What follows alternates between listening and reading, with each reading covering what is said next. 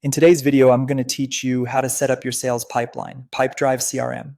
A well-structured pipeline gives your team a clear path from first contact to closed deal, and Pipedrive makes that path visual and easy to manage. Start by logging into your account and heading to the main dashboard. In the left sidebar, open the pipeline view. This is where all your deals will live, stage by stage, so you can see exactly what needs attention. Create a new pipeline using the menu at the top right. Give it a name that matches the process it represents, like new business or renewals.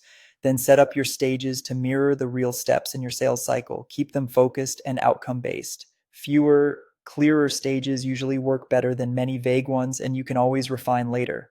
For forecasting, assign a win probability to each stage.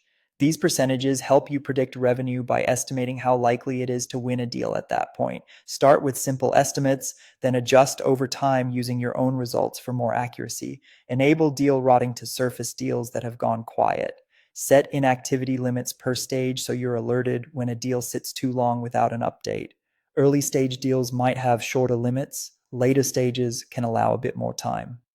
Name your stages in the past tense to reflect what has already been accomplished, such as contact made, demo scheduled, or proposal sent. This small naming convention creates clarity and helps reps move deals only when that milestone is truly complete. Now add deals. Click Add Deal and enter the deal name, estimated value, and the associated contact or organization.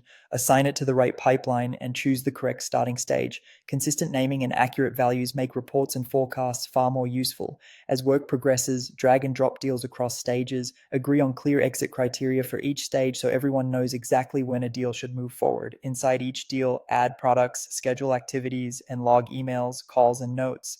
Keeping everything in one place means nothing slips through the cracks. Use filters to create focused views by owner, value, age, stage, or any field that matters to your team. Then automate routine work with workflows, like creating follow-up activities when a deal enters a stage or notifying teammates when a big deal advances.